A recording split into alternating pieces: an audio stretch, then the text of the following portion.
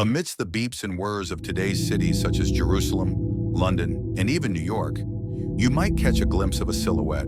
A woman covered head to toe in black, not a hair out of place, not a glimpse of skin. She moves silently behind her husband, and your initial response would be, is she a Muslim woman in a burqa?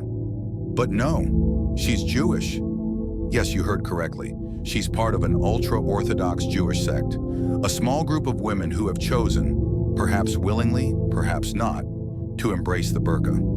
But why? Why would a Jewish woman in the 21st century choose to hide her body completely? Who are these people? Are they a cult? A secret society? A fringe? Or are they the misunderstood guardians of an ancient vanishing world? Welcome to Reality Speeches. Today we visit the most cloistered niche in Jewish life. We pull away the veils, both literal and figurative. It is the secret history of the Haredim and the Jewish women in burqas. And believe me, what you are about to discover will rock you.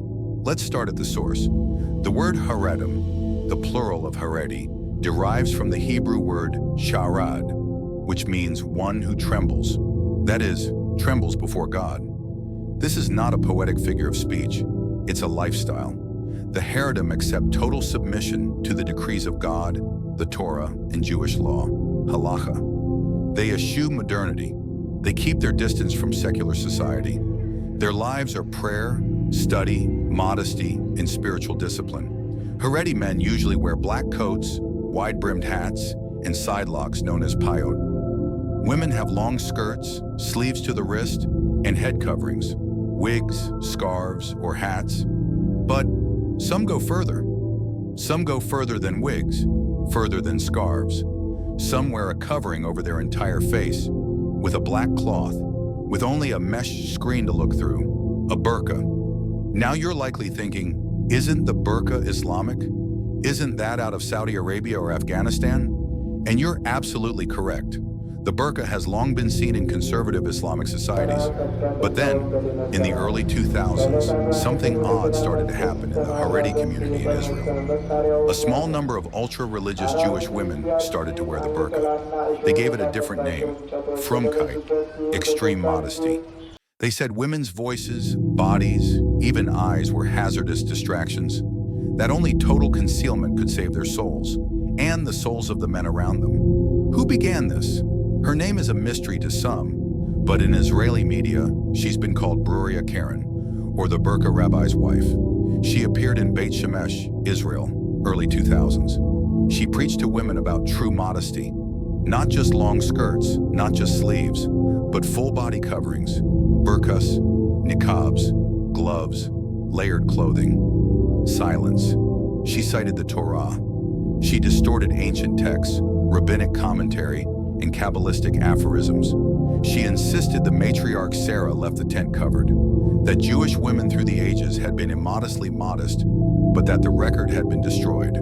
She accumulated followers, dozens of women, then hundreds, all wearing black robes, veils, speaking only when spoken to. They were known as the Burqa sect, or Nashim Betzniut Meod, extremely modest women in Hebrew. But was it truly religious, or something else altogether? Let's look closer. In traditional Jewish law, halacha, modesty, or tzniut, is a core principle. Women are taught to dress modestly, cover their hair once they are married, and not call attention to themselves in public. But nowhere in the Torah or Talmud is there the statement that a woman needs to cover her face. The requirement is modesty in clothing, but not in face veiling. Jewish women are not commanded to wear burqas. So where did this notion originate? That's where tradition and trauma enters the picture. Jewish women in Babylon and Persia used to cover their hair and bodies with shawls in ancient times. Veiling was a social class marker, a sign of married status in some communities. In medieval Yemen, ultra-conservative Jewish women sported thick veils, similar to local Muslim tradition. But again, it wasn't universal. It was cultural, not biblical. In 18th and 19th century Eastern Europe, Jewish women wore sheetles, wigs, or tichel, scarves on their hair, but not their faces. So why this sudden reversion to face covering? Why now? Some say it's a backlash. The world today is loud, sexualized, crazy, open. For some Haredi women, that new world is a spiritual apocalypse. And when people are afraid, history has shown us, they move to the extremes. The burqa in Jewish society isn't about modesty. It's about fear. Fear of being corrupted. Fear of being assimilated. Fear of their daughters being taken by secular values. Fear of their men being led astray. And maybe, deep within, fear of freedom itself. Burqas became a wall of protection, from temptation, from choice, from change. But not everyone did.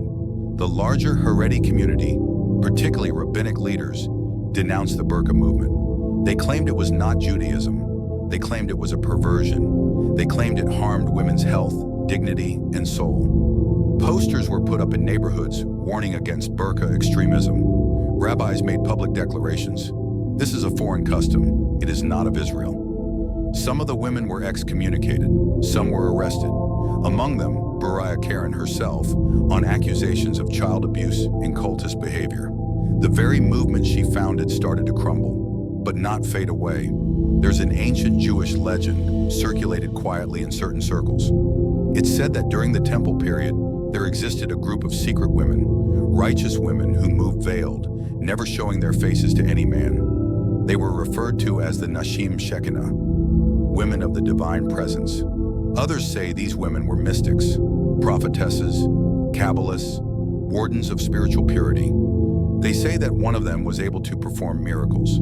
She spoke only once during her lifetime, and when she did so, a man was cured of blindness. These are rumors, not scripture, but to others, such as the Burqa sect, these tales are stronger than the law. They are a vocation. Psychologists who have worked with the group speak of a blend of trauma, control, and genuine belief. Most of the women in the Burqa sect have abuse backgrounds. To them, the burqa is armor, fortification. Disappearing is what it lets them do. Others are idealists, believers. They think they're following in the footsteps of the saints. They view every inch of clothed body as a triumph over sin. And then, there are those who feel imprisoned, who no longer know the woman under the covering. Although the movement started in Israel, it reached silently in Monsey, New York, in Stamford Hill, London, in Montreal. Women started wearing full veils, small in numbers, frequently alone, but genuine. In other communities, they were called insane, in others, saints. And the irony? Jewish burqa women are frequently confused with Muslims and targeted with Islamophobic violence. They are detested by both worlds, invisible, erased, yet intensely present. So where does this go? Today, the burqa movement within Judaism is still small, but symbolic.